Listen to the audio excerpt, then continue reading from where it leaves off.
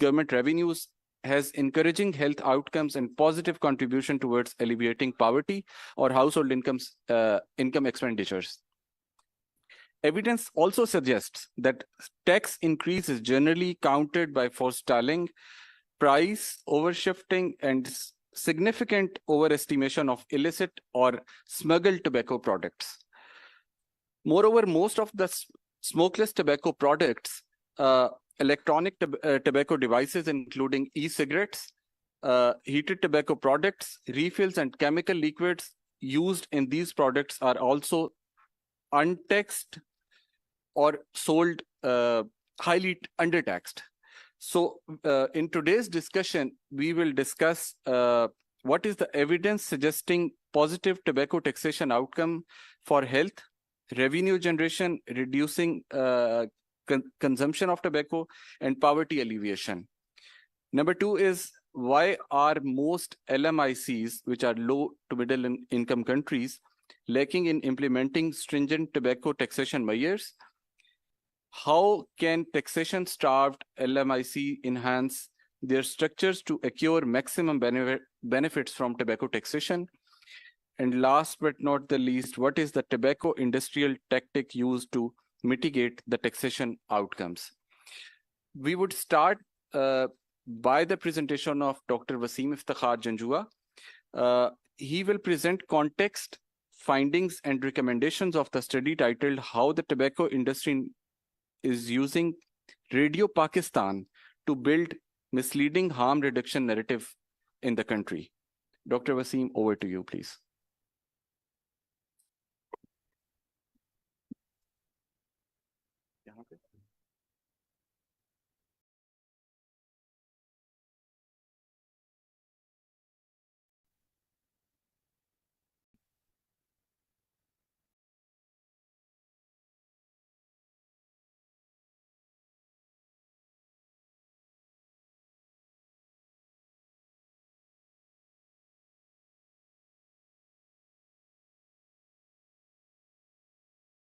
Bismillahirrahmanirrahim.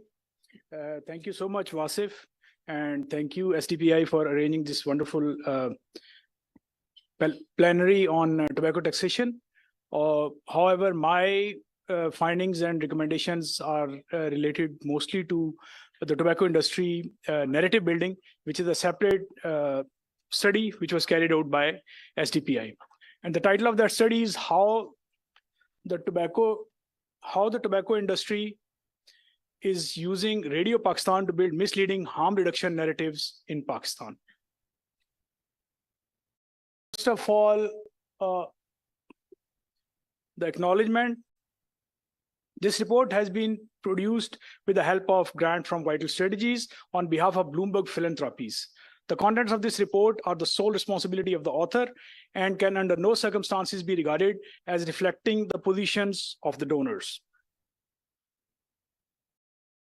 So as far as tobacco industry and media is concerned, tobacco industry uses mass media to misinform the public, greenwash their practices, planning of the future strategies and interventions, and to undermine and pollute the existing scientific knowledge. Tobacco industry employs allies, affiliate groups, OSTROF, and third parties to promote its interests and create mostly unevidenced and unsubstantiated narratives. Within this context, Foundation for Smoke-Free World, which is FSFW, which is financially backed by tobacco industry, that is Philip Morris International, and Alternative Research Initiative Pakistan, which is another affiliate of FSFW, is one organization that routinely gets funding from the Tobacco Industry Front Group, FSFW. They further have an organization in their gambit, which is known as Panther, which is Pakistan Association for Nicotine and Tobacco Harm Reduction. So they are also spreading this narrative. A few words about the history of deception by tobacco industry. In 1959, before that, we used to have cigarettes which were without filters. In 1955, filtered cigarettes were popularized in Pakistan, in the world. And they promoted the narrative that these are safer alternative to filterless cigarettes. In 1970, light and ultralight cigarettes were also promoted. In 2002, major tobacco companies, they started investing in smokeless tobacco, and as a result, one of the state-of-the-art smokeless tobacco products, that is snus, that came into existence, which is basically a Swiss product. In 2010, first heated tobacco product was launched in Japan. In 2012, all the major tobacco industries, they started acquiring electronic cigarette companies, and they started producing these electronic devices.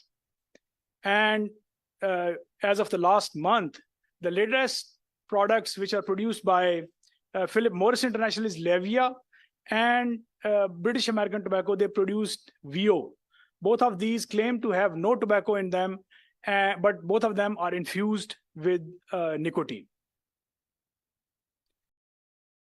As of 16th of November, that is like almost 10 days ago, World Health Organization launched a campaign, which is Stop the Lies.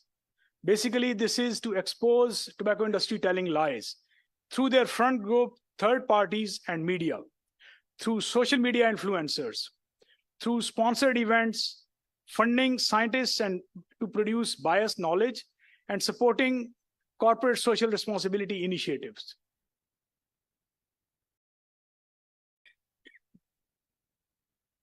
The narrative that I'm going to talk about is tobacco harm reduction. That is reducing health risks by minimizing tobacco-related harm through alternatives. Radio program as an innovative medium of tobacco industry narrative communication. So in total, 24 radio programs were aired between 21st June 2022 and 7 February 2023 on Radio Pakistan, which were sponsored by ARI. Article 5.3 of World Health Organization's Framework Convention on Tobacco Control prevents tobacco industry from using the mass media as it has been used. Tobacco advertising and point of sale bans, SRO, which is 72 of 2020, that also prevents tobacco industry from using these kind of media for promoting their narratives.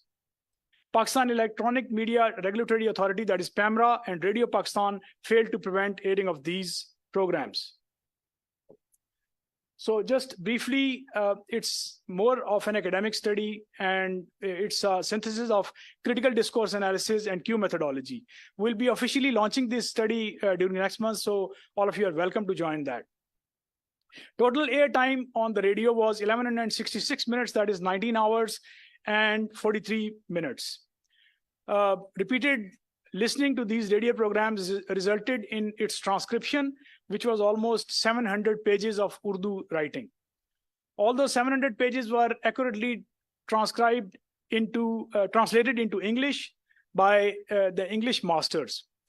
And then they were checked for textual accuracy and evidence validation by 2 independent researchers. Internal consistency was also triangulated by fact-checking, peer consensus, logical coherence, factual transcription and translation, and contextual understanding.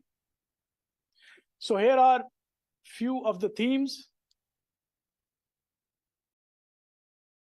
which were shortlisted as a result of this analysis.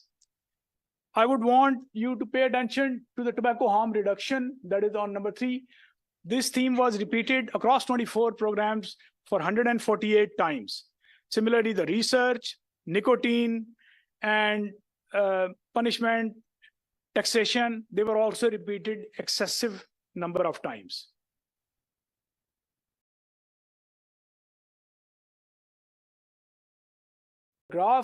This graph shows the flow of multiple themes throughout the episodes, that is 24 episodes.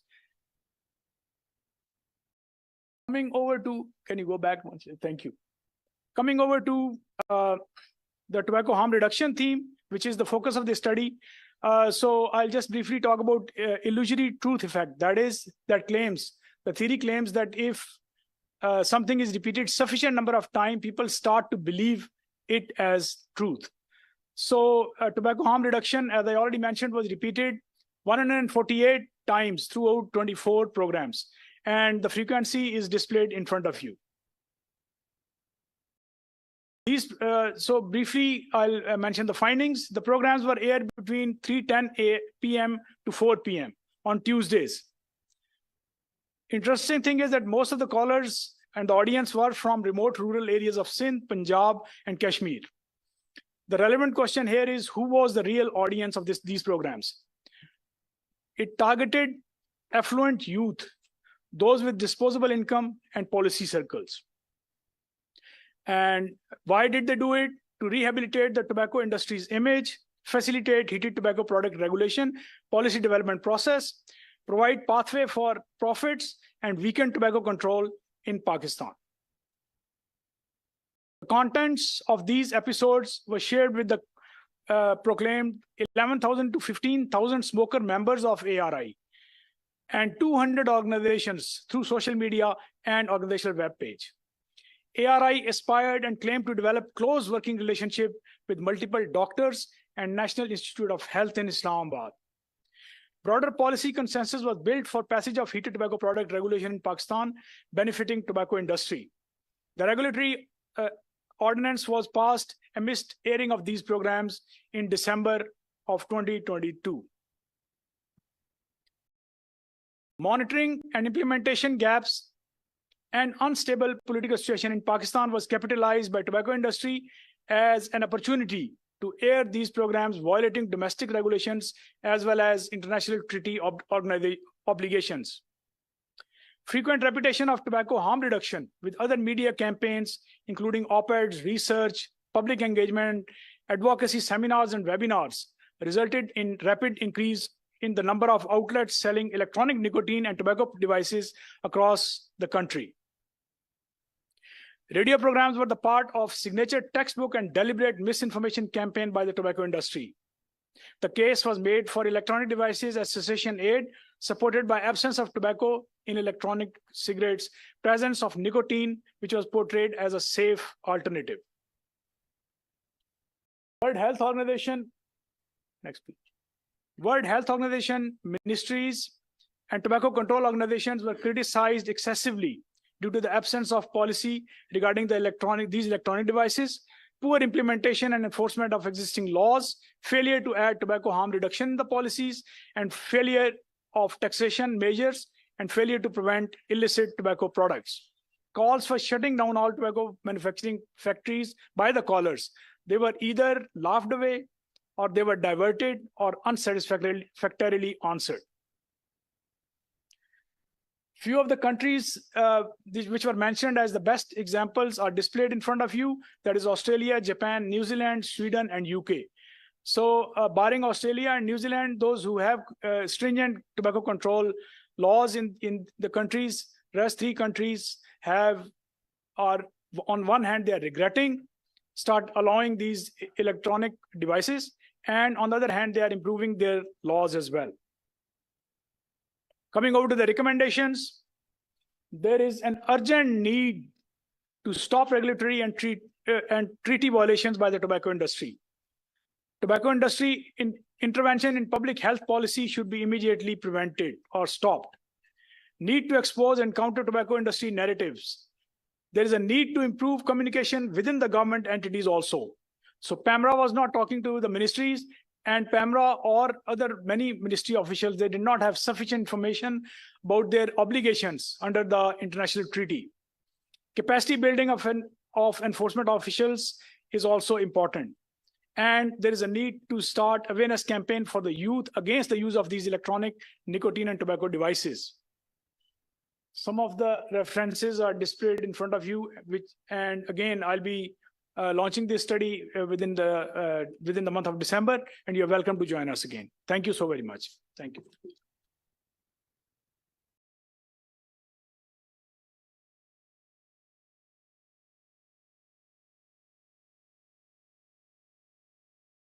Thank you very much, Dr. Wasim Iftikhar Janjua, for a very insightful presentation. And there are a couple of questions hovering around my mind, but I'll, of course, share it with you in the question answer session. So what is the most alarming thing in this presentation for me, it was the state-owned radio channels being used for this menace. Now I would request our online speaker, who's Miss Blanca Lorante. She's a research director at Foundation ANAS, Colombia. Am I audible to you, ma'am? Yes, good morning and good afternoon, everybody. I hope you're listening to my audio well. Please confirm.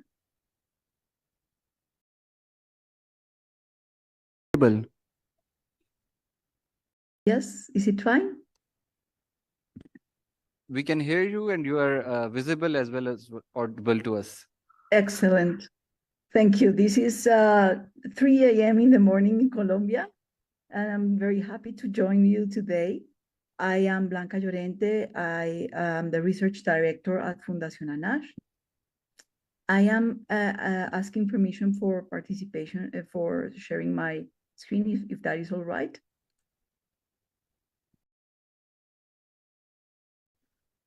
But if there is a problem with the sharing, I can simply describe to you and share with you a few thoughts about the situation in Colombia and some lessons learned from tobacco taxation, and also other taxes that have health objectives and are very important for promoting sustainable development, which is, I think, the most interesting topic to today's audience. So please let me know when I can share my screen. I think you have option available on your screen to share it. Okay, yeah, I confirm that this is the case. Thank you. So I'll be sharing this with you here. Please bear with me a moment.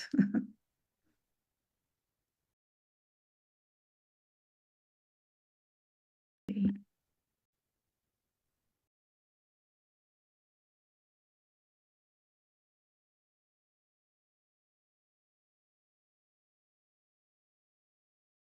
Okay, all set. Are you able to see the full screen? Yes, it's visible. Okay, thank you. So a little bit of context about health taxation in Colombia in the past, I would say more than 10 years, because we have a long history of a discussion. In tobacco, fortunately, after many years of being one of the cheapest cigarettes in the region of the Americas, finally in 2016, we were able to make a significant advance in tobacco policy, taxation policy. We are still the 5th cheapest cigarette in the region, so it was a big win, but it's not enough. We are below the regional average price for a cigarette pack. However, we were able to make a big difference and earn enormous health and other sustainable development gains through this advance in 2016. It was a result of a strong coalition and collaboration across government, local researchers, and civil society. So this was not by chance. It was the effort of many, many years and of capacity building, strengthening in our country and in the region that came up with this result. What was the change? It was a threefold increase for the specific component of the selective tax. I won't get into the technicalities of this taxation, but it is very important to consider in the tax design of tobacco taxes to have a very important and more and larger component that is fixed in terms of dollars per unit, as opposed to an ad valorem tax that in terms of the results is better as a general rule. It allows us to avoid one of the strategies that the industry uses very, very frequently, which is spreading the price range across, cheapest to the most expensive brands. So if you want to raise the prices in a more uniform way to protect all the population in a more uniform way, it's better to have this type of structure, which is in fact what we have in Colombia. And in addition, we have followed and monitored consumption and revenues, tobacco tax revenues, consistently across the years. This is a very important topic. I find that many, many times we concentrate most, if not all, of our efforts in making the tax change happen. But it is equally important to secure the right monitoring mechanisms. And by that, I mean basically two things. That is, you have to have, or you should have, baseline measurements of consumption. Ideally, you should have the Global Adult Tobacco Survey figures. Sadly, in Colombia, we don't have that. But fortunately, we have a group of surveys, population-level surveys that are strong enough to let us know what is going on with tobacco consumption. And that is extremely important. And if you have measurements before any change, during and after the change, in a consistent way, you can demonstrate the results. If you don't have that, you can fall prey of one of the most common tobacco industry tactics, which is to misinform and to get hold of a false narrative of failure, which is in fact what they tried to do in Colombia, but they were not able to be successful with, because we had the numbers to show in a very consistent way and uncontestable way that we were successful. Currently, we have a new initiative under discussion in Congress. It has been led by civil society and some Congress members, and it's not being opposed by the current government, but we need to secure more political track and support by the current government to make this actually happen. So we'll see. We'll see if we have been successful next year, which is the finalization of the current Congress cycle. Just a quick note, I'm not going to discuss this in depth because we're going to here to talk about tobacco taxation, but I feel that it's important to bring to the conversation a more integrated approach to health taxes. We have a newly adopted SSB, which is sugar added beverages, sugar sweetened beverages tax that recently came in force this year. It was approved last year by Congress. It has been challenged already by 3 lawsuits presented to our Constitutional Court. Fortunately, the Constitutional Court has rejected the grounds of these lawsuits. By the way, another very frequent tactic by the tobacco industry and by other commercial determinants of health, which is the use of legal actions to delay and to put an obstacle to the implementation of the most effective policies, including taxation. Fortunately, in Colombia, we don't have that kind of legal action against tobacco, but to the new tax of SSBs, we did. And finally, I have to mention very quickly that we have a big challenge in terms of one of the products that may influence in a negative way our efforts to advance in sustainable development in many, many areas, and not just health burden. It is perhaps the substance is more connected with violence outcomes. which is alcohol. And sadly, in Colombia, it has been a neglected tax. But let's go back to, I mean, because of the time, I will move to some numbers. You'll have the presentation, so you will get more details. But where we were at in Colombia, were at the beginning of the century, we were at the verge of a tragedy.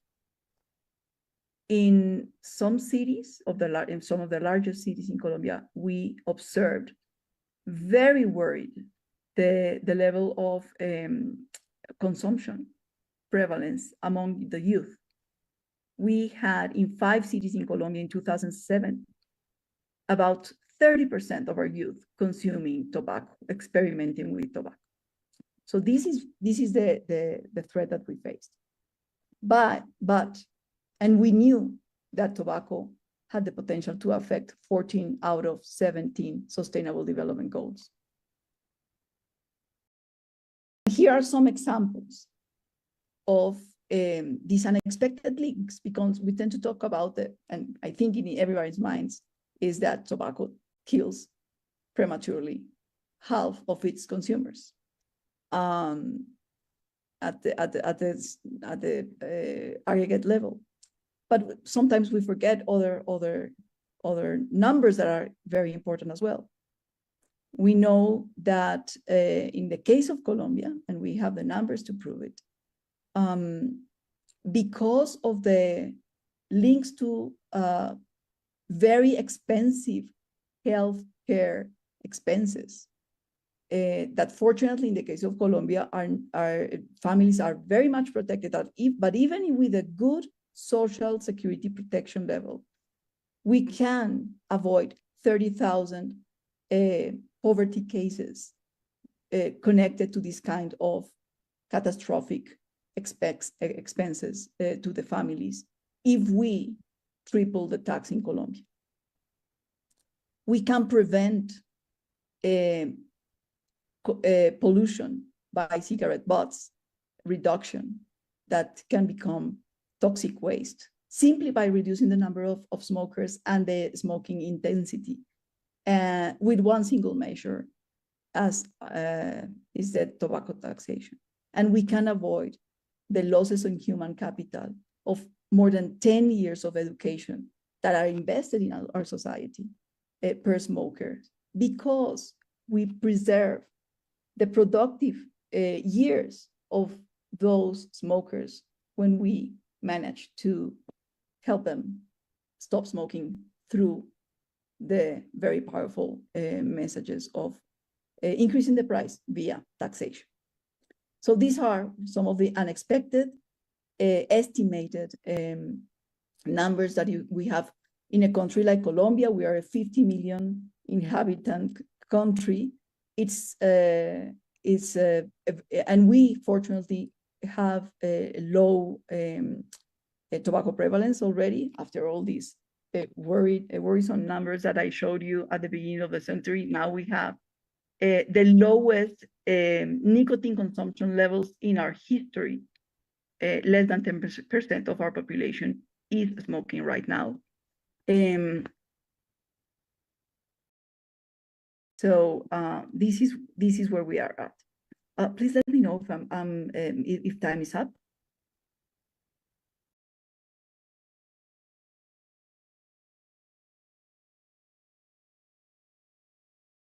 Do I have more time? Blanca, Mm-hmm. I hope you are done with the presentation, right? Yes, I'm done right now. Thank you very much. Very much. We'll come back to you again in the question and answer session if we are left with the time.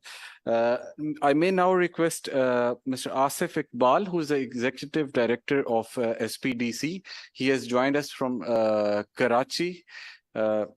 He'll present on welfare, enhancing tobacco taxation. Over to you, sir.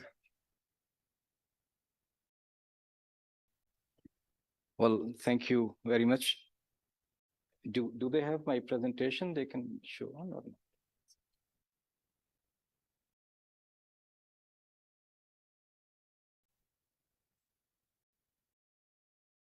Well, I think I'll be speaking in the context of Pakistan specifically.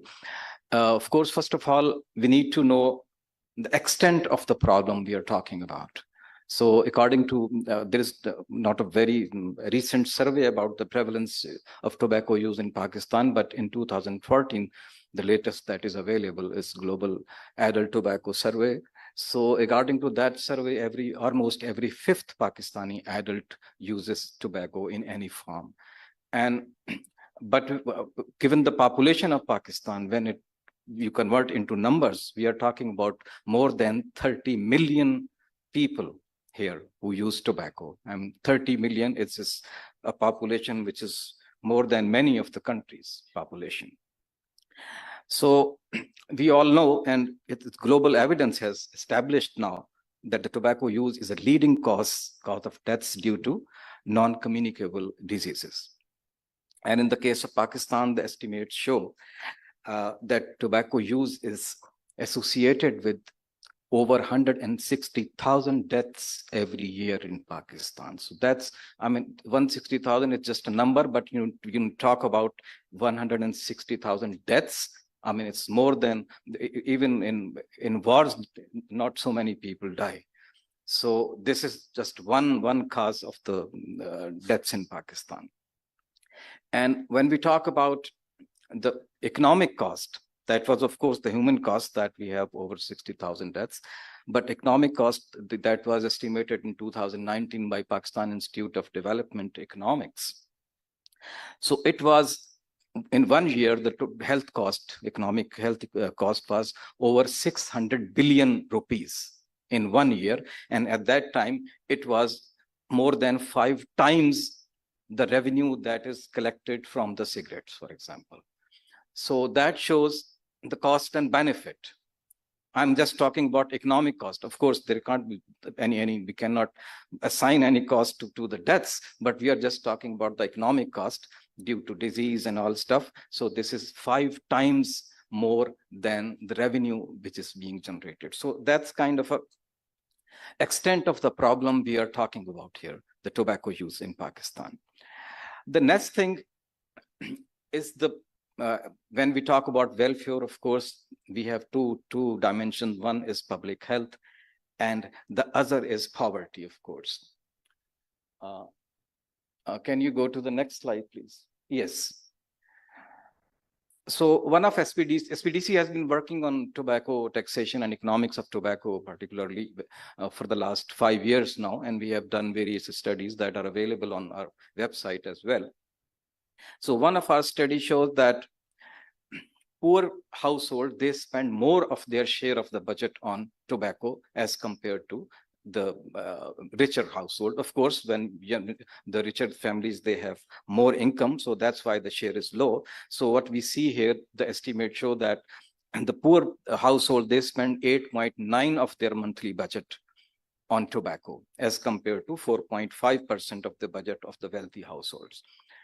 And another study of SPDC, it has shown that the lower income households, their budget allocated to the tobacco is even higher than they spend on education. So that's an alarming thing, that the people are spending more on tobacco than they are spending on on education of their children. And the same study also suggests that the commodity groups, of course, there is a crowding out in terms of economics. When you spend something on one thing, that means you have to forego spending on other things. If you want to spend, for example, you want to buy a computer, maybe you are foregoing some other expenses on books or something else. So the commodity groups that are negatively affected by the tobacco spending, mainly it's food, health, education, and of course, housing and housing durable was also came out as a major thing. So that means the people who are spending their money on tobacco at the cost of spending on food, health, education, etc. And the same study also showed that if there is a reduction in tobacco expenditure, there were simulations that, for example, if tobacco expenditure is reduced by 50%, that means, so that would result in 10 to 12% increase in expenditure of the other items. So this reduction in tobacco expenditure in low-income household, we are talking about low-income household here, that can lead to a substantial increase in expenditure on food and health. So the estimate that I remember is like there could be up to 45 to 47% increase in the food expenditure and 10 to 12% increase in health expenditure. So that is kind of again a crowding out the cost benefit, that you are spending on one thing, that means you are leaving some other important expenditure of your budget. So that is one kind of a picture that how poverty is related to tobacco use, that particularly the poor people, they have to forego spending on education and health. So if there is a policy of somehow we are a government policy and all other and civil and society as well overall, it's not only the state, also the society as well that is responsible for that. So if there is a reduction in the consumption of tobacco, so that means that there will be a positive effect on the spending of poor households. Next, please. Tobacco taxation. Of course, I mean, tobacco taxation is widely acknowledged as the most effective way of reduced tobacco consumption. There are, I mean, two types of major policy, you can say. One is the price policy and one is the non-price policy. Price policy means when a very famous economic rule, a rule of economics, the demand and supply, and the price elasticity, that when you increase the price of a certain commodity, its demand will increase. So there is a negative relationship. So price can be increased in two ways. One is that the manufacturers can increase their price due to their cost increases. The other tool that is with the government is that they introduce taxes. They apply taxes on tobacco. Mainly in the case of Pakistan, it's the cigarettes that are being taxed.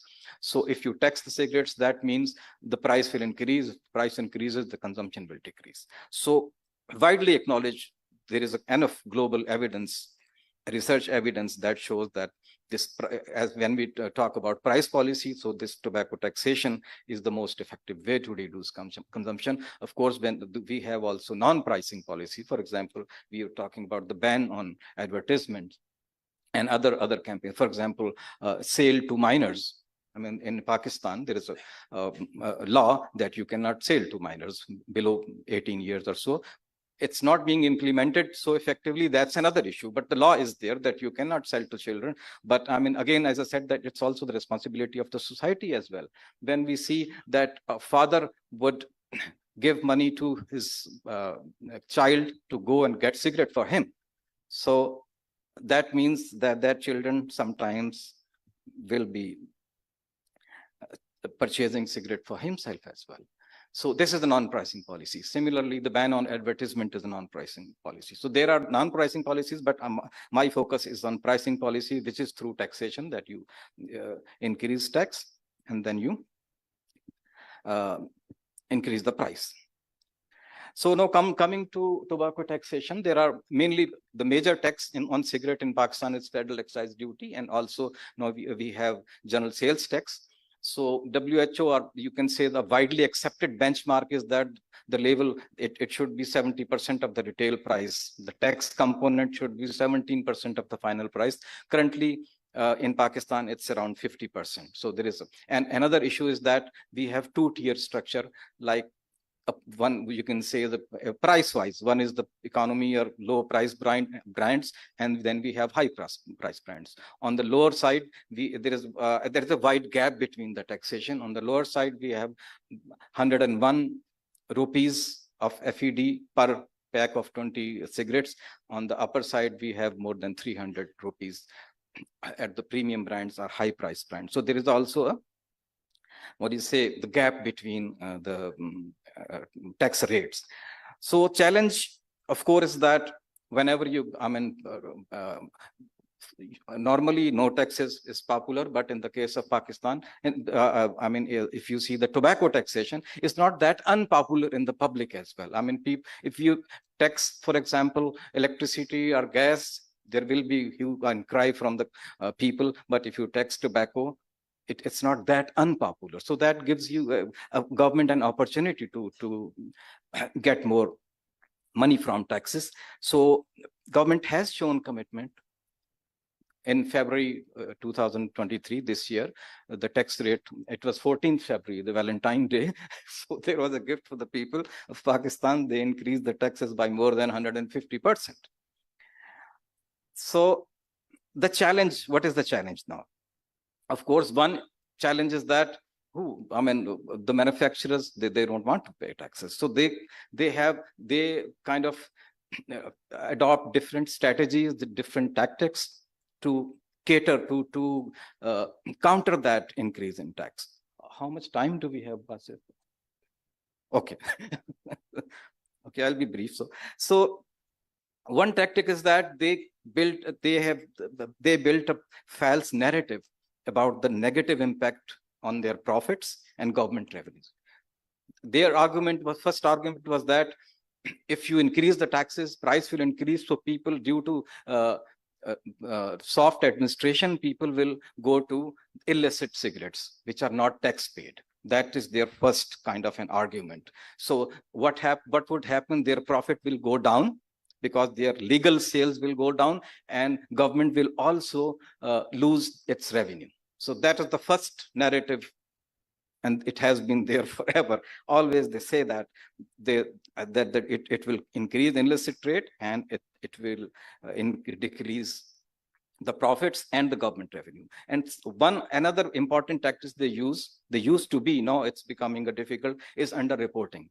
Like for example, they produce 100 packs and they pay taxes on 80 and 20s are, you know how it is implemented in Pakistan everywhere. So underreporting is another tactic.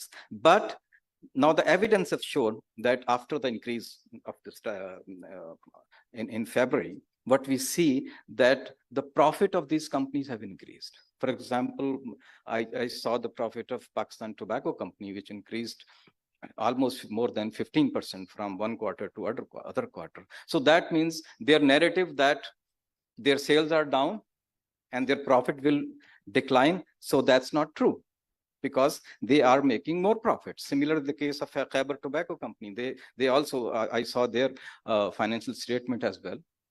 Their profit has also increased.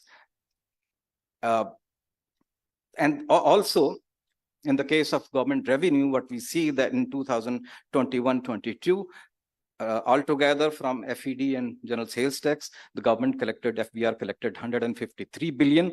And in 2022-23, they collected 179 billion. So despite decline in the declared production, the government revenue increased. So that means their narrative is not supported by evidence. Next, please. And to counter the illicit trade is now talk of the town. When this in February they increased this FED, everyone, when you talk to manufacturers, you talk to policymakers, they all are saying that it's going to increase. Illicit trade has increased because but we have seen that despite reduction in the production, the government revenue increased. But also now we are conducting a survey. SPDC is conducting a survey. We conducted this survey 1.5 years ago, and now we are repeating that. So we will be able to see that how the behavior of smokers have changed. So inshallah, it will be completed this year, and we'll be again able to counter this illicit trade argument with the research evidence. So what we would like to see that how people have reduced their consumption in response to the prices. For example, the price of one cigarette that was 80 rupees, now it's 180. So it's sometime more than double. So maybe our assumption is that if people are not quitting, at least they might have reduced their consumption. So one thing is that in this year, now we have a track and trade system that you can see this stamp.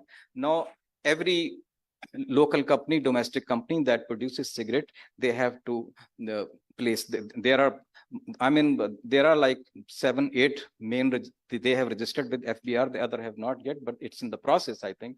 But mainly all the major companies, which is Pakistan Tobacco or Philip Morris or Khyber Tobacco and all 6, 7 other, they are registered. So whatever they are producing, they have to place this tax stamp on each and every pack. So this means that they have paid the tax. Otherwise, if the stamp is not there, although it's written there, this is the price, retail price, and this is the FED, and this is the GST, but you never know that it has been actually paid or not. But with the stamp, at least you are sure that the tax has been paid. So our expectation is that the undeclared production will be reduced. And we have seen the evidence. One company which produces a brand name Kisan, and in the last survey we found that there was underreporting, but this time it shows that they have in one quarter their gross profit was increased from almost 600 million to 2 billion. So why? Because they had to declare their production. So when you declare your production, then you have to declare the sales and revenues and all stuff. So that means there is a hope that reduction due to this track and trace. Of course, whenever we introduce a new system, there are problems. And there may be problem in the currently track and trace system as well, but it doesn't mean that we should get away with that.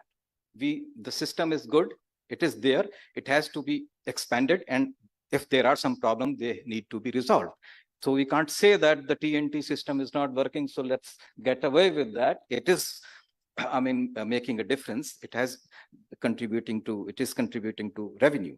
And the second thing is that even the smuggling of the cigarette, it has become expensive due to depreciation in currency. So that's why we see the low-priced smuggled brand like Pine or something like they were. Last year, their price was 80. Now it's 180 or 150 or so. So they have to increase their price as well. So because of the currency. And of course, another thing is that because there is a law that once the government has introduced a tax or increased the tax rate on all the existing brands, so you cannot reduce the price of that brand after the budget. So, but now they are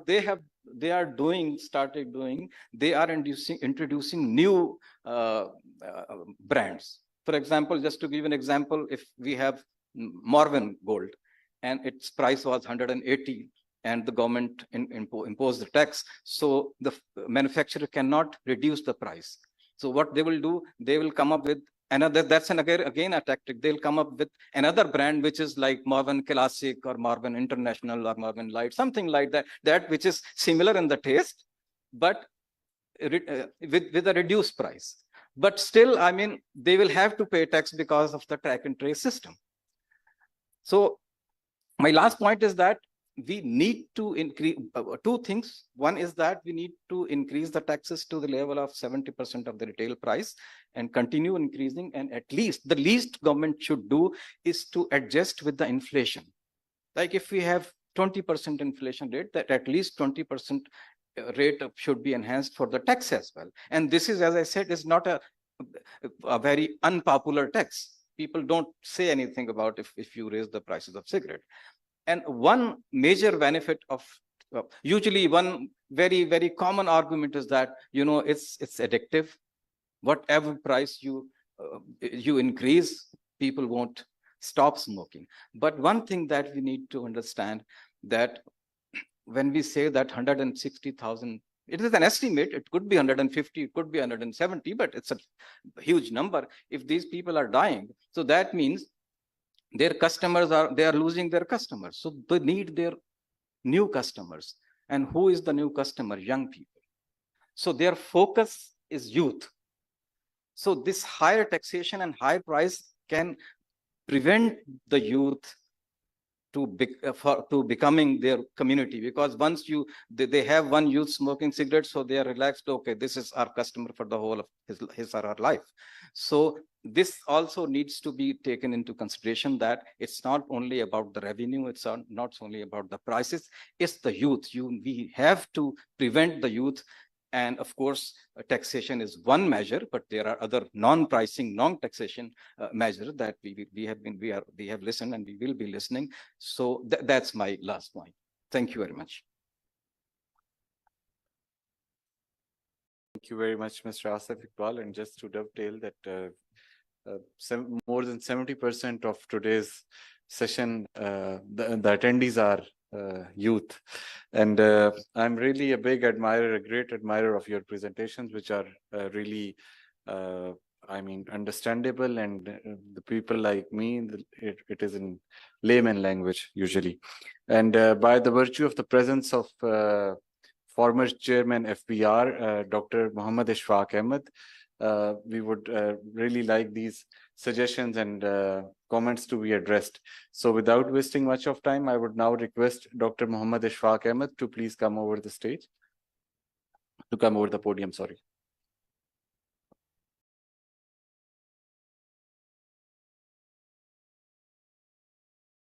Thank you, Wasif.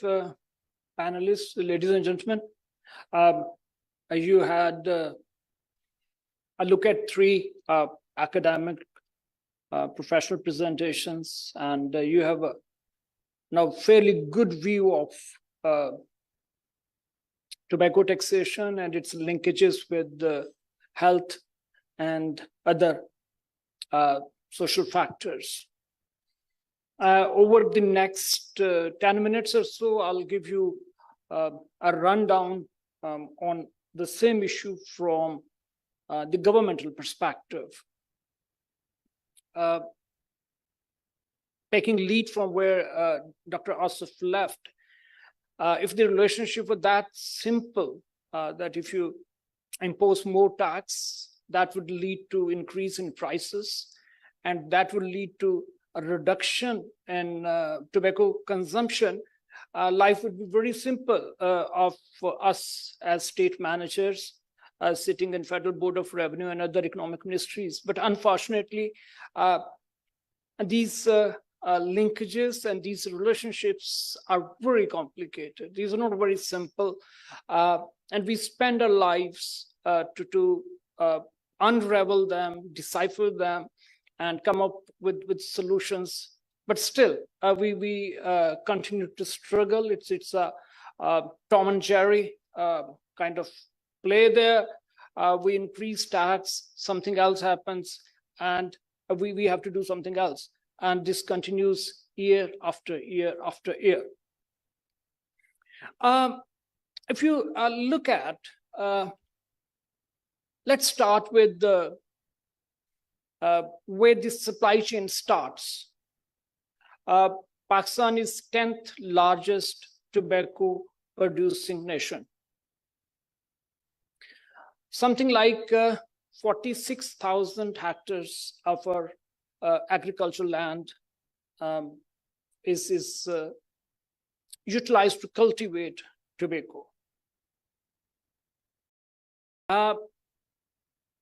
One important factor, and I'll tell you why it's important. One important factor is that most of this land is in a cluster in KP, Sababi, and Mardan. Why it's important? Because if the cultivable land for a particular crop is in a cluster, the kind of power to negotiate with the government gets increased of that particular group of farmers. And the agro-based industry, which is based on that product. Last year, we generated something like 400 billion rupees of tobacco economy at the first step. We are all economists. You would know that last year your total GDP was little over 100,000 trillion, and if you work it out, your tobacco product is something like 0.4% of your GDP. There's X number of households which are associated with, and their total livelihood is dependent on this product. To go a step higher, we have something like 25, 26 industries, manufacturing units which process tobacco and which produce cigarette sticks, and which are then supplied to the market through a very, very irregular supply chain. We as a society happen to be pretty irregular, informal, yet we were trying to graduate to next level, but we all know our middle tier supply chain is pretty much irregular, so for informal, if I may. Those 25 units, if you take 2 are multinationals, pretty much documented, pretty much in the oversight of multiple government departments. There's one national corporation, and then there are 22 in fact. They are family units in Sawabi and Mardan. When I was at the helm, I spent some good time with those family units, both in my role as tax manager of the country, as well as in an incognito position role to see how they are able to break our oversight systems. I spent some good time on the Kashmir border, where trucks come in and they supply and undermine our own authority to collect revenues. I might forget this digit later, but a couple of years ago, one truck which would go into the market without having paid duties and taxes, its premium was 1.5 crores, 15 million. Now it has come up, it has gone up, in fact, because of the tax rates have gone up. Now it's something like 26 million, something like 2.5 crores. So there's a lot of value to if you capture a truck of cigarettes. Going further up, we have 18th Amendment in, and there's a FATA area, and FATA and PATA, previous ex-FATA PATA areas, ever since they have been merged into, they are of course part of the consolidated landmass governance structure. But we have given them exemptions. Until last year, there was a complete exemption for those areas. We have extended it this year. So they have 6 years exemption, and many of the units, whenever we try to regulate them, we squeeze them, they would shift their units overnight to those ex-FATA PATA areas. They would also move their units very conveniently to AJ and K on the borders. If you go and have a look at Mirpur and adjoining areas, cigarettes are produced there. Tobacco is purchased from Sawabi and Mardan.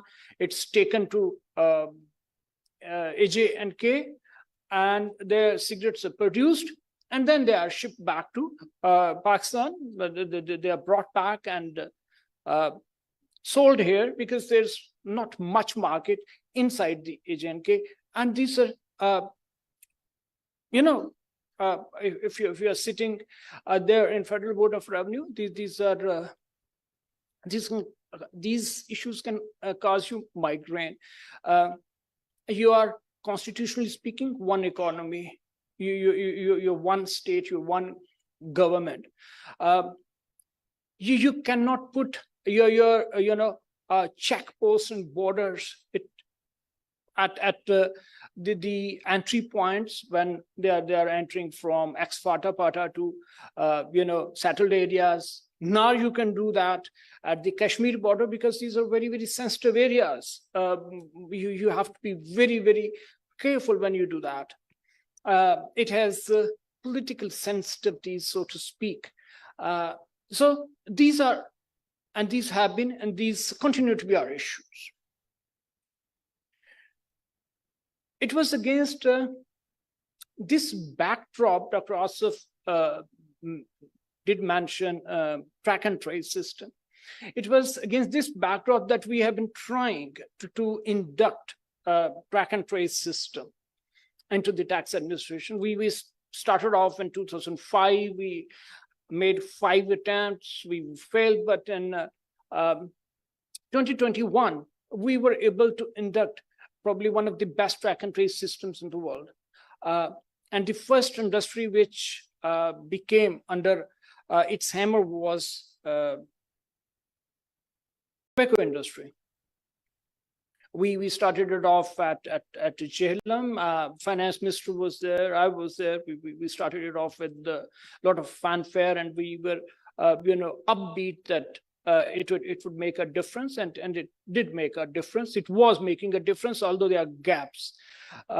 Those need to be plugged. No, track and trace system can deliver you goods 100% unless it's backed up by enforcement.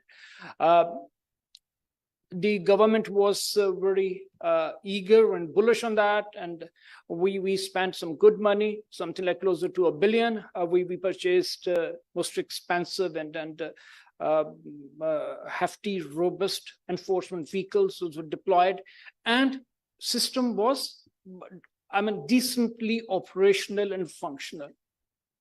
We come out of 21, out of 22 rather, and we start jacking up rates. And in July 2022, we jacked up rate for the first time. Something like from, if I don't want to make a mistake, but if I look at for every 1,000 sticks, the price of which was from which was at 5,960 or more, the tax rate before 30th June 22 was 4,500. The second tier, same amount, if the price was 5,960, 1,000 sticks or below, its rate was 1,840. We jacked it up to 5,200 and 1,016 respectively. The rate was further jacked up in 2023, and it was taken up to 6,500 for 1,000 sticks pack. Likewise, for the tier 2, it was taken to 2,000 rupees. Something extraordinary was done in Feb this year, which became applicable from 14th of Feb. The pack, which was taxed at 6,500, now would be taxed at 16,500. From 6,000 to 16,000. So, but there's a direct increase of 10,000 rupees.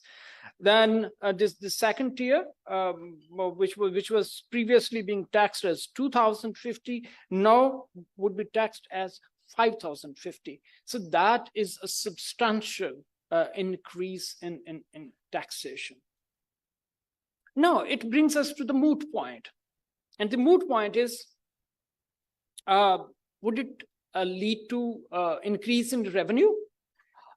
Yes, it did increase revenue. It has increased revenue for the previous months, when I had a look at the data last night, by 56%. So that is very good news for all of us. But on the flip side, when I look at the production up until 30th June 2023, it had gone down by 46%, 37%. And if I look at the data of next 4 months, from 1st of July 2023 till 15th of November 2023, the production has gone down by 41%. So there's a paradox. Revenues have gone up, but documented production has gone down. Now, of course, when you jacked up tax rates, it jacked up prices. Now, that impact of price increase is attributable to low tobacco consumption. I'm not sure. But you are statisticians and econometricians, please find it out.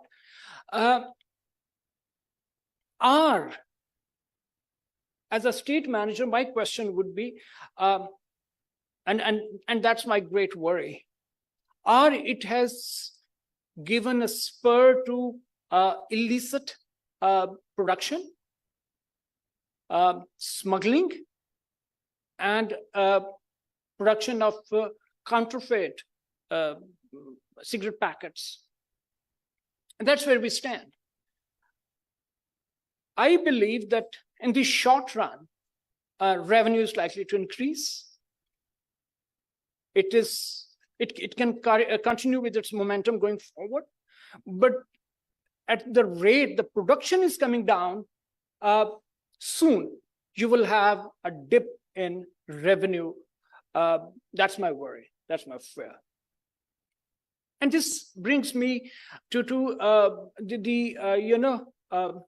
conclusion of my talk.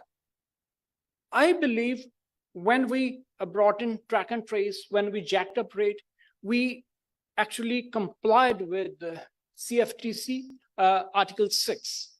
And what does it say? It actually recommends 3 things. You should have a track and trace system. We have a very good, robust track and trace system. Everybody appreciates that. So we are good on that. Green tick. Number 2, do you have enforcement mechanism? Yes, we do have enforcement mechanism.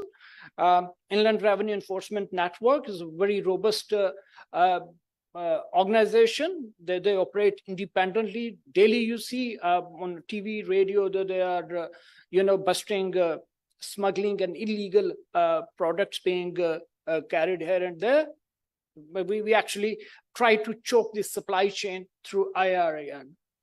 And then tax rates. The CFTC wanted us to have the tax rates beyond 70% or at least 70%. We are slightly above 70%. That's my calculation.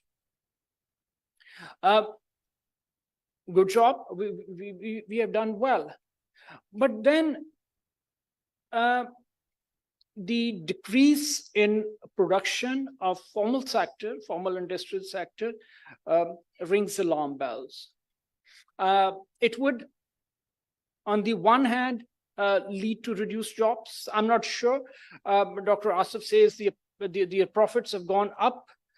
We would know when they file their tax declarations at the end of the year.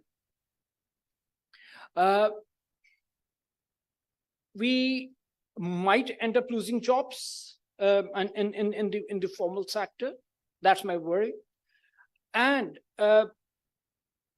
last but not the least, we might end up giving a great incentive to informal and underground economy, which already is a massive migraine. I would tend to say that probably every nation, every country has its own governance realities. And that is where I think every nation should have its own optimal tax rates. A country which doesn't have porous borders, which is maybe an island. Let's take the example of Japan, for instance, or Australia or New Zealand. And they don't have porous borders, very well functional governance structures. There, maybe you can take the rate of tobacco or liquor to maybe 100% or way beyond 100%, maybe 200%. You can afford to. But if we have to manage a border of over 2,000 kilometers, which is completely porous, it becomes very, very difficult to take the rate beyond an optimal level. So that's where I believe I have my own optimal tax rates. To me, 70% is not the optimal rate. For me, optimal rate is which I can sustain going forward, which can give me revenue at a sustained level going forward over a longer period of time. It doesn't undermine the industry in the formal sector. And I do not end up actually encouraging informality, informal industry, informal production and supply. With this, certain things we can do by way of recommendations. Yes, we need to improve our enforcement network even further. We need to have superior wisdom to deal with the AJK issue. It's a real issue. They are a separate constitutional jurisdiction. We can't choke the economy of AJK, but when these products get supplied into Pakistan, they undermine our revenue streams. Pakistan Tobacco Board is the regulator.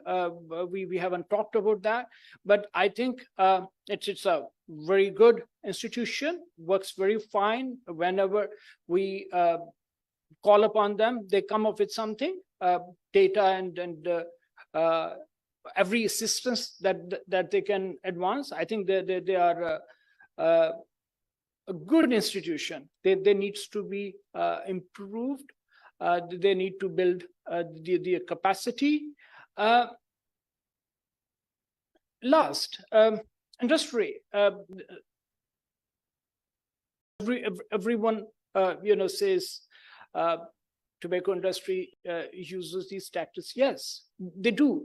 But eventually, they are rational actors. They are businesses. They have to maximize their revenues, maximize their gains, profits, and minimize their tax liability. We are very mindful of them, and we always try to engage them and deal with them the way we should. We come up at as an autonomous state. We do not re-churn out whatever they articulate their demands are. We optimize on that. We look at various factors, and the increase in tax rates is evidence of the fact that the government of Pakistan is capable enough to consume interest articulation, but still when it comes up with the policy outcomes, it can aggregate the viewpoints of the unheard, unorganized sectors. With this, thank you very much.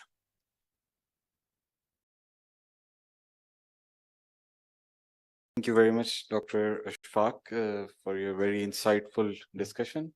With this, I would now request Dr. Syed Kaleem Imam, who he's the former Federal Secretary of the Ministry of Narcotics Control, and for those who have joined us late, he's decorated with Stara Imtiaz, Tamga Imtiaz, Qaid-e-Azam Police Medal, President Police Medal, United Nations Peacekeeping Mission, National Security Medal, and then he was a former IG of police in several provinces, and then motorway and police academy, and he's now a law enforcement specialist, governance, HR, and rule of law expert. He's an academician, he's an advocate, policy practitioner, safety and security expert, and trainer.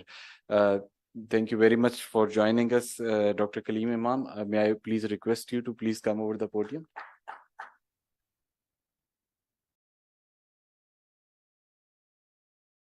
Bismillahirrahmanirrahim. Thank you, Wasif. It's always good to be in your program. Thank you for inviting. My gratitude to SDPI, Dr. Abid Suleri, all his and his entire team for organizing this wonderful program. Well done, and thank you very much for inviting. ये इतनी सारी तारीफें की है ना, ये इसलिए की ताकि आप थोड़ी मेरी बातें सुन लें. I have few anecdotes and few analogies, to build my case. और क्योंकि हम तंबाकू की बात कर रहे हैं, हम सिगार की बात कर रहे हैं, हम पाइप की बात कर रहे हैं, हम सिगरेट की बात कर रहे हैं.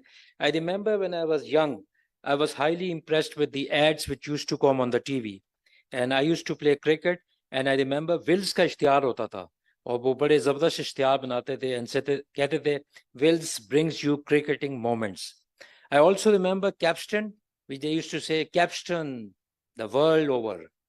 And then we also came up with Princeton, and they say Princeton, the big one. So there were a lot of ads in this context.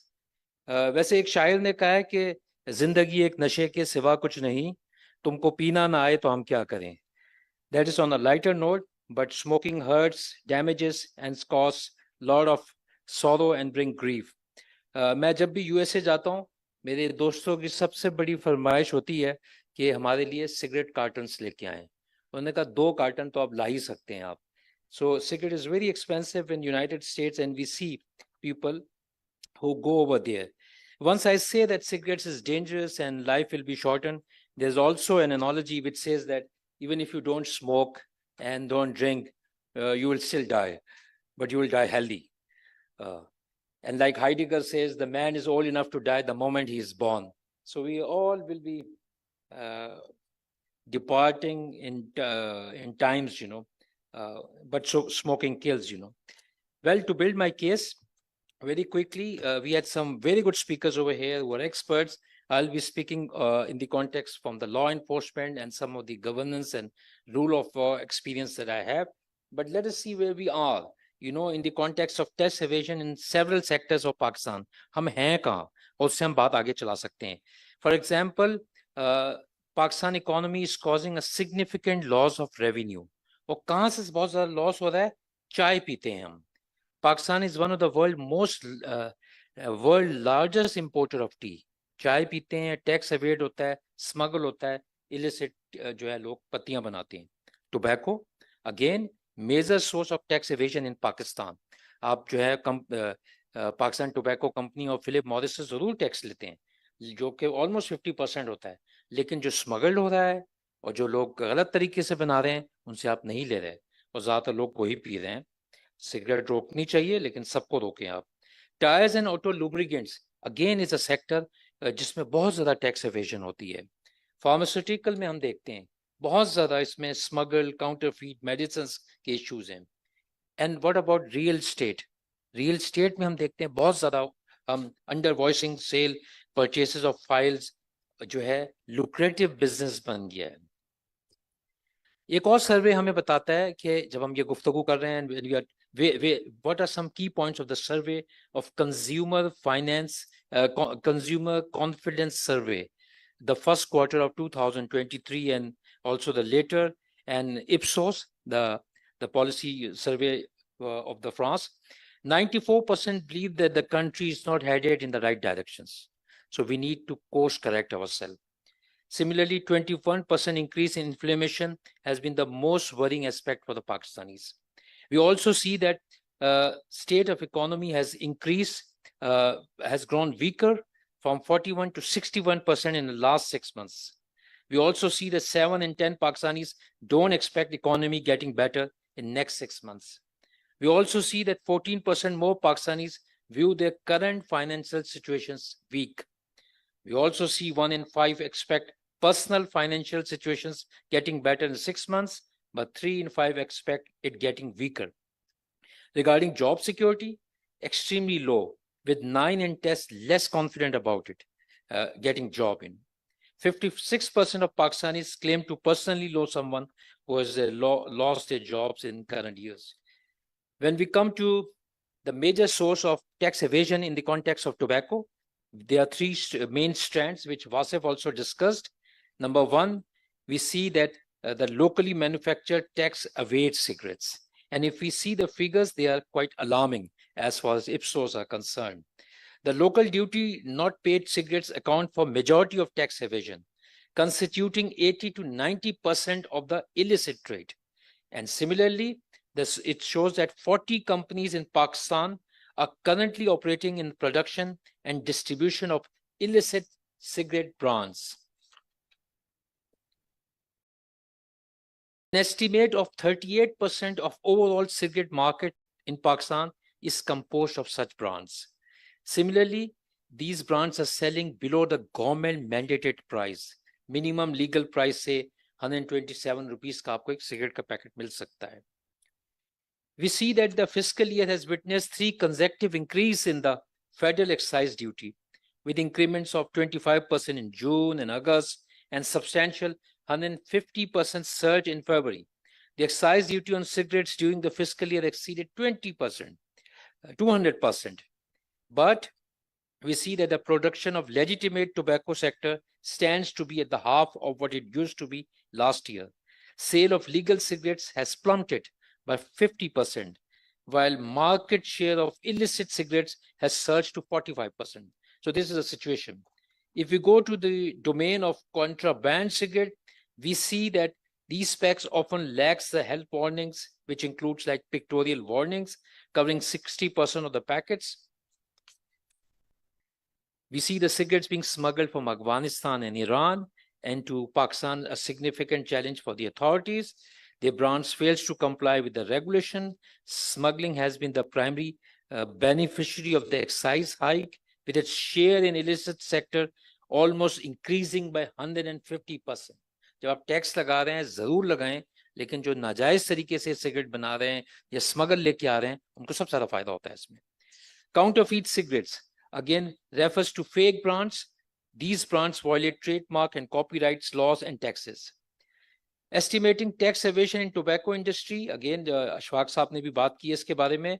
Ipsos research into the matter in 2021 estimates that tax evasion in tobacco industries is Pakistan 80 billion in the year 2021.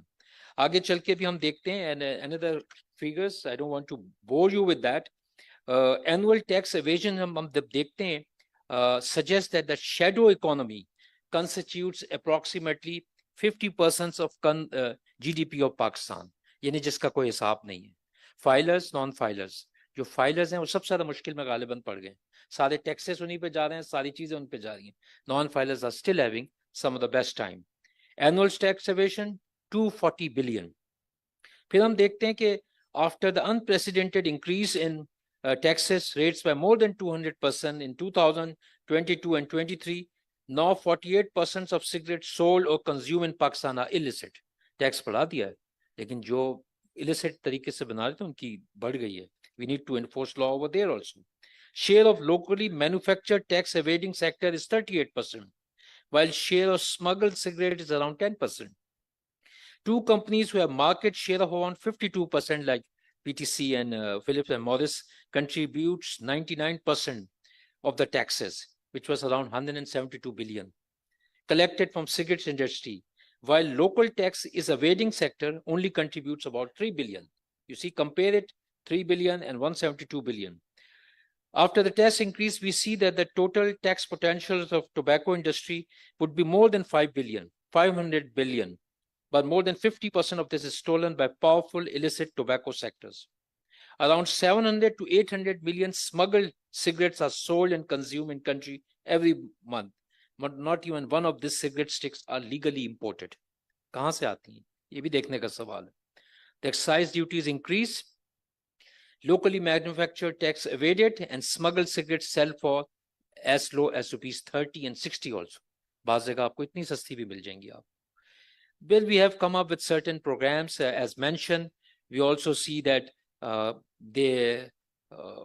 to control tax evasion, tobacco sector, the FED was imposed on tobacco processing of GLT, which is a green leaf threshing. उस पे भी उन्होंने लगाया, लेकिन subsequently former speaker ने ये committee बनाई और फिर उसके बाद ज्यादा इस पे काम नहीं हुआ. और आपको पता है कि क्यों काम नहीं हुआ, क्योंकि ये सारे जो काम कारोबार हैं ये बड़े बड़े लोग करते हैं, एलिट्स करते हैं, वो लोग करते हैं जिन पे कानून लागू करना बहुत मुश्किल हो जाता है, to be very fair. And then if you do it, you land in trouble. We also spoke about FBR introduced track and trace system to eliminate tax evasion in tobacco sector, but it's again considered as a complete failure in many quarters. The tax compliance sector has implemented TAT, but tax evaders have still not implemented it. And there is no enforcement of point of sale.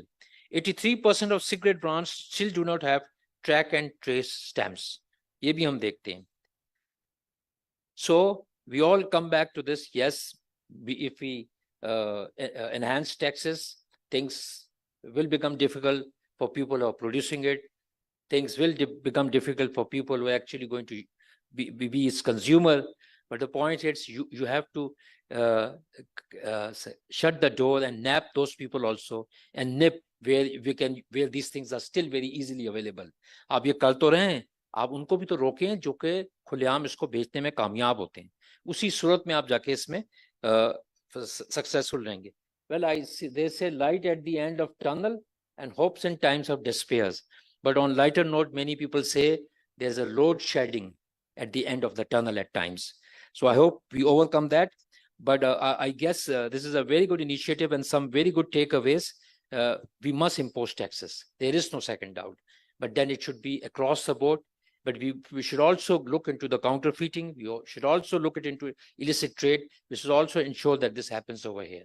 And secondly, the tax evasion is not the only answer. Go to the psychological aspect. Why someone is doing it? क्यों कर रहे हैं? Stress में हैं, trigger हैं, abuse हुए हैं, bully हो रहे हैं, jobs नहीं मिल रही. So do you give them an alternates? Do you have cultural programs? Do you have some recreation centers? Do you have an alternatives that people would feel less attracted towards this? Or you love watching those 150 channels which goes on the televisions and then which put you under stress, and 99% of the news you can say sometimes are motivated in that context. So Wasif, thank you very much. That was my thoughts, and God bless you all. Thank you.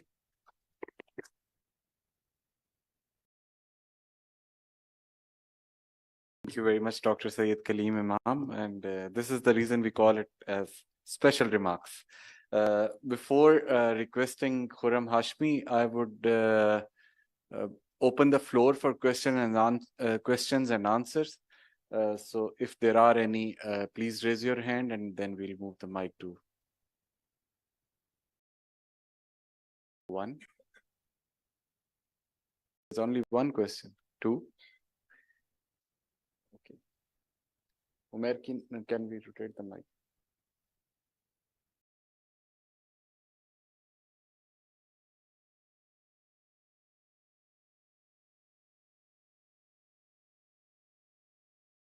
Bismillahirrahmanirrahim. My name is Noor Seher and I came from Azad Jammu and Kashmir, Muzaffarabad, and University of Azad Jammu and Kashmir.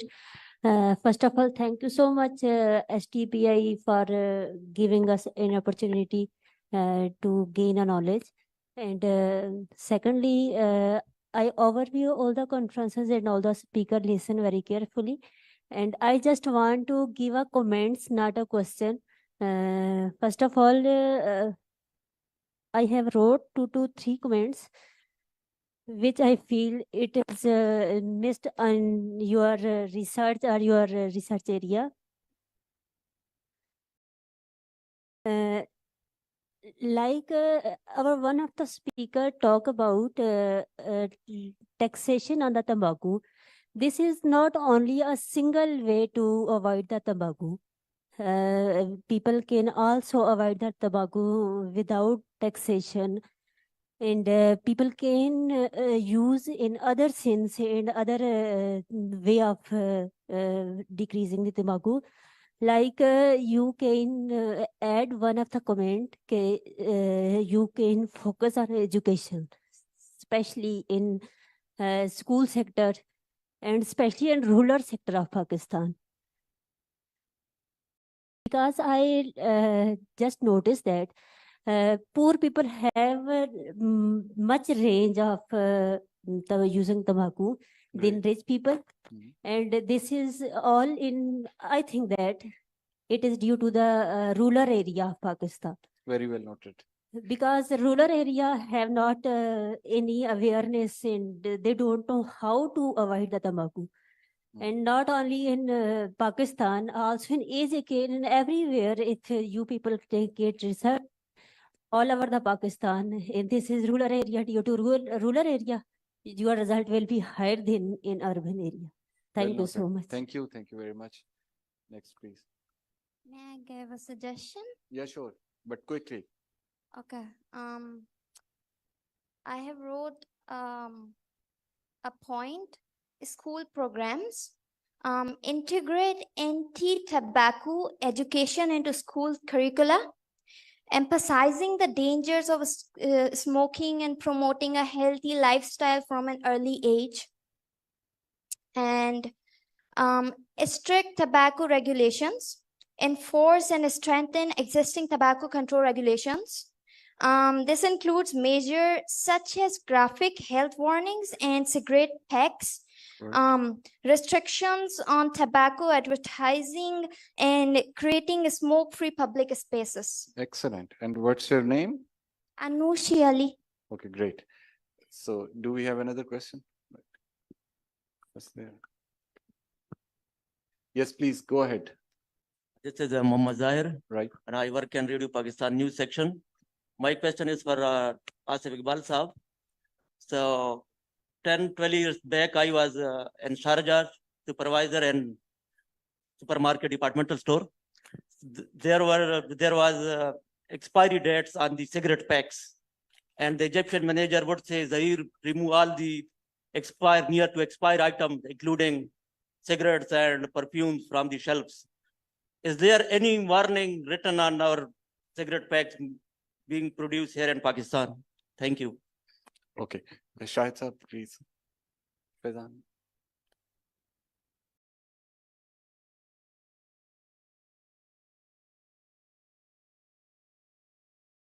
Thank you. This is a wonderful session. I would like to know from any of the speakers, and especially I would like to have a comment by Kaleem Imam Sahab, that as there is increase in consumption of tobacco in Pakistan, especially the youth, but I think the government is not putting efforts to reduce this. There is no rehab center in cities, those who can focus on this, and the private sector organizations, they are getting huge money from the clients, from the patients. And there are certain doubts that they are not actually eliminating this evil. Rather, they are the contributory factor of having some other sort of sins at those centers. So the government need to focus on these rehab center across the community. Thank you. Thank you. And last. And I'm not sure if Kaleem Imam Saab would be the right person to ask this question. We were expected to be joined by the Secretary Health, but he's because of his prior commitments, he's not been able to join us today. Sir, actually, my question, Sir Asif Iqbal Sahab se, sir, as you have described tobacco taxation, that was all about in a perspective of economy. So, being a medical student, I am a BDS student. Sir, I think we should focus on ban on local sale over the tobacco taxation, because it will provide us or it will ensure the health of our population. And जहाँ तक कि हमारी revenue की बात है, तो ये revenue generate तो नहीं कर सकता, but it will save our generated reviews, जो कि हम कहीं और से जनरेट करते हैं, वो सेव, क्योंकि हमारी जो हेल्थ केयर की जो नीड्स हैं वो कम हो जाती हैं. और एक ये भी बात है कि टोबैको जो है वो हमारा जो सेकंड मोस्ट कैंसर है, ओरल कैंसर, वो काज करवाता है. तो आई थिंक ये कुछ बेटर होगा अपॉर्चुनिटी कि हम लोकल सेल उसको बैन करें then tobacco taxation. So it's a suggestion, not question, right? अच्छा, yes sir. Dentist को सर्दी नहीं लगती, मुझे लगता है. जी sir. Sir, आसिफ इकबाल साहब, आप बस as you feel comfortable.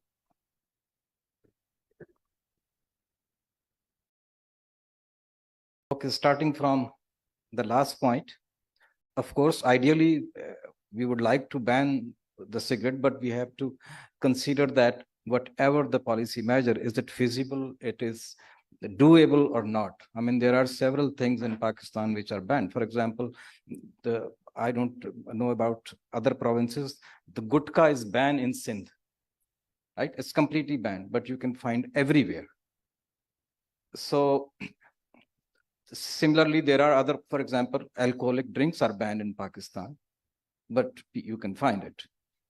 So ban is ideally it's good, but you have to see that how feasible is a policy measure that you are going to do. So maybe our ultimate goal could be ban on cigarette, but in the medium term, in the long term, before reaching to that point, we can rely on taxation and other non-price measures to at least reduce the tobacco consumption.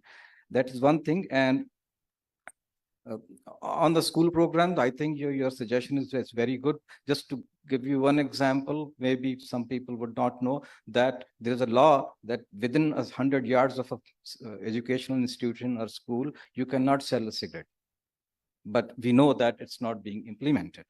So similarly, when you talk about the pricing and non-pricing policy, yes, as I said in my presentation as well, that taxation is one measure, which is kind of a price measure, but there are other measures like ban on advertisement and other things that are non-pricing policies. And your point is well taken about rural areas. Just to give you one example, in our survey, what we have seen, just to give you one, I can name the brand as well, is the brand name Kisan, which is produced by Khyber Tobacco Company.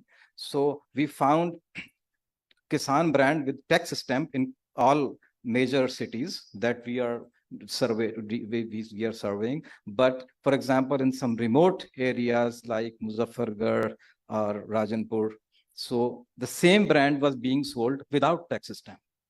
So your point is right that, of course, in the remote areas, usually, I mean, it's difficult for the lawmakers to enforce the law as well. Yeah.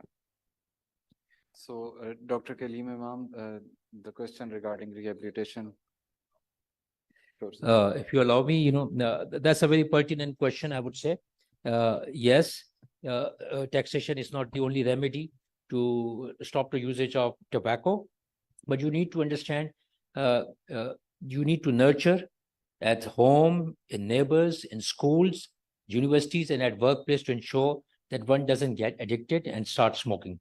That's point one. Secondly, if some people are actually smoking, then you start regulating them. And probably taxation is one of the way. But when you also go to Dubai and Qatar and other airports, you'll see a funny smoking area in the corner where all of the passengers getting down from the plane are quickly puffing and then moving on, and puffing for what, I don't know, but they could just quickly want to transit and puff. And the third would be someone who wants to retract, like the question from our SDPI colleague over here, we need therapy centers, we need counselings, we need to ensure there are available rehabs present who can help these people who want to go back and normalize their life. The second thing, the young lady from here asked, and since I also teach at Kairism University and Islamic University, I always contest, the university authorities, they have this tendency of expelling people getting addicted, using ecstasy or ice. They also have a tendency of expelling people who are watching porns. So I would say you can't do that. They are children who have probably been misguided, and their course need to be corrected. You want to expel them from universities, and you want them to go into society, and then you don't want to actually help them. यानी आप कह रहे हैं हमारी जिम्मेदारी नहीं है, अगर ये इस काम में पड़ गया है उसको बस यूनिवर्सिटी से निकाल दो, ये आपकी जिम्मेदारी है. आप निकाल देंगे वो काम जाके वो मोहल्ले में और दूसरी जगह करना शुरू कर देगा. तो the point is, don't shelf off your responsibility. So you cannot do this, is what one of my young bright person over here asked this question, and I always contest, yes, let's stop it. But if someone gets addicted, treat him as a patient and go and try to rehab him. Just don't take him as a victim. Don't criminalize him. Don't just ostracize him. Those that discard them, even in the cases of HIV, stigma and discrimination, you would see, it's a sort of a disease, You just can't throw people away. Otherwise, it's going to boomerang, come back to you. So you need to ensure that. And thirdly, again, the question related to SDP, there are 116 prisons in Pakistan. And one of the biggest challenges is addiction, beside others, And do we have proper rehab centers in the 116 prisons in Pakistan? We don't. Probably Adiala has, and few Kot Lakhpat has, and few others have. But the jail is not providing therapy. It's not counseling. It's not trying to mainstream them back into a normal life. It's so essential that people who want to leave, are aided and helped. Thank you. Thank you. Dr. Wasim, you want to add something? Thank you, Wasif. I just wanted to take this point of rehab center for tobacco. We have one cessation clinic that is that has been established privately by a hospital in Karachi. There is one by the government also. But Pakistan hopefully is going to start a proper cessation and quitting program by January of 2024. So that is in the pipeline. So we're looking to support the smokers who want to quit.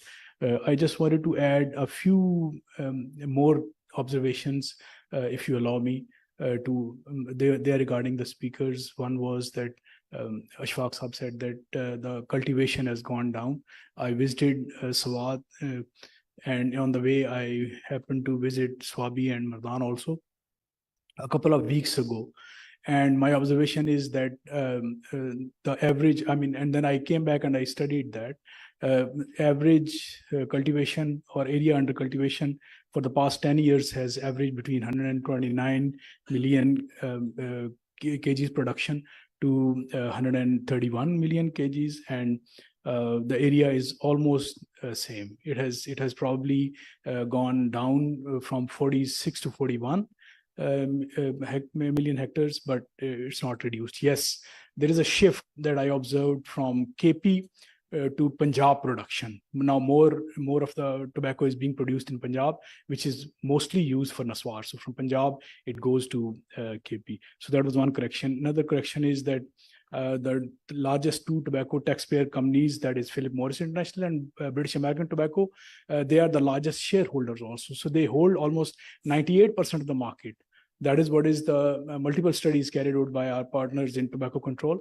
So if they hold 98% of the share, if they are paying 98% of the tax, I think that makes sense. Dr. Saab, it's really important.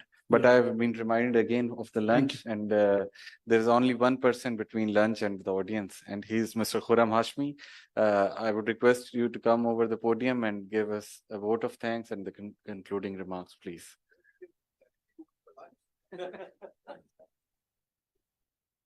Assalamu alaikum. Good afternoon. Apparently, one thing is very much clear, that having no data is no longer an excuse for Pakistan. And this is the beauty of such potential of such sessions, that now we have different opinions and different realities that are coming forward, which actually re-emphasize that how we should be prioritizing the case of Pakistan. We are economically challenged. We have been facing the evasion of the taxes. Then there is a constant dilemma that has been pointed out by all of our audience, is the health cost of the tobacco victims or nicotine victims that is almost not there. I'm going to quickly touch a couple of points that have been discussed in this very informative session. And one of the key points is that, starting from the last one, yes, Pakistan now needs strong efforts for cessation to offer services for the users or the smokers who wants to quit. And like our esteemed colleagues were saying, there are different cessation clinics that are being established. One is here in Federal Capital. The Diabetes Center has the cessation clinic where they offer counseling for those who want to quit. And similar 8 to 10 different centers have been established in the district headquarters in Punjab province. So this is just for the information's sake. Now, coming back to the original point, having scientific data matters a lot when we talk about tobacco or nicotine products, whether the existing or the new products that are sprouting in the market. And that scientific data is being presented by one side only, which is the tobacco industry side. So there is a consistent and pertinent need to generate our own scientific data on how the effects, the health impacts or the economic impacts of such products are coming in the front. Couple of years back, UK medical science allowed the use of these products apart from the conventional smoking products. They allowed the use of these new products, heated tobacco and electronic cigarettes. And just 2 months back, they come back with an updated study that how this strategy has failed from users to switch from cigarettes to these products, and the prevalence has not gone down. In fact, those who started using these products eventually end up becoming smokers themselves. So this is something we really need to consider when we are talking about any kind of policy development within the country. And LMICs, countries like Pakistan, they are very much vulnerable and exposed to these kind of corporate entities who again prioritize economic benefits over the health of their own customers. This is now becoming a redundant argument that tobacco industry is the only industry that actually kills its own customer. So we need to take that into consideration, and we need to take into this point into consideration that there is no health cost being associated for the remedies of the tobacco victims. That again relates to that point that most of the prevalence you find in Pakistan belongs to the below poverty line people who are already stressed out due to lack of those opportunities, those recreational opportunities that our esteemed colleague Dr. Sabah highlighted.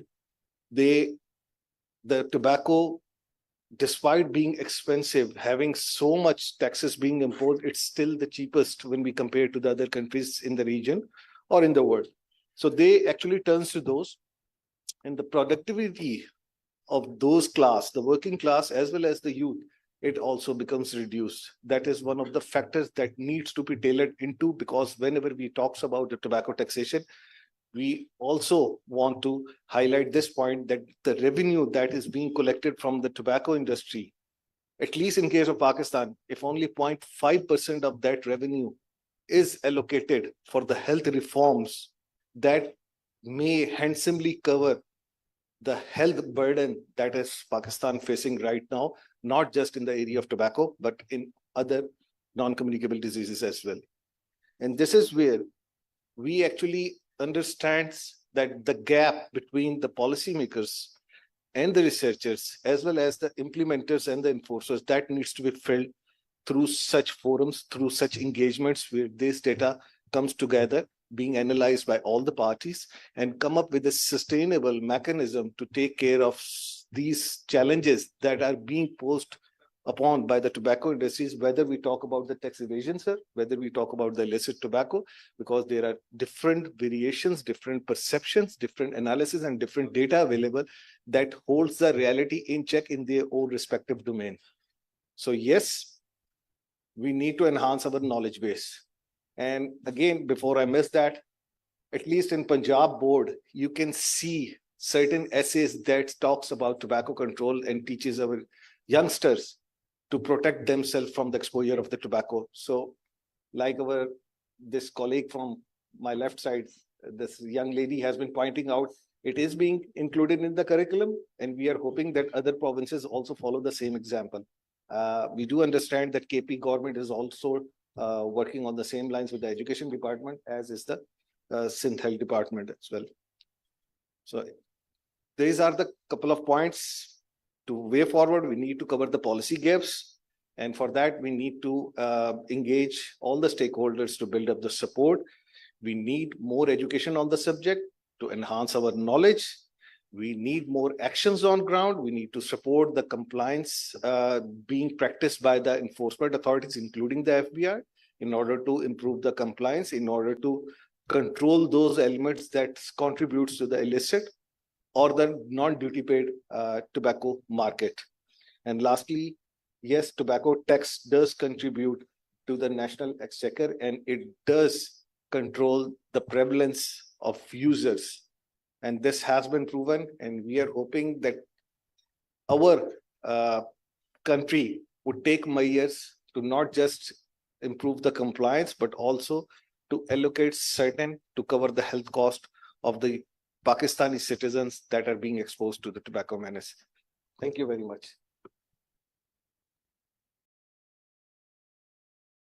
Thank you very much to all the panelists, including Dr. Syed Kaleem Imam, Dr. Muhammad Ishfaq Ahmed, Dr. Wasim Iftikhar Janjua, Mr. Asif Iqbal, Ms.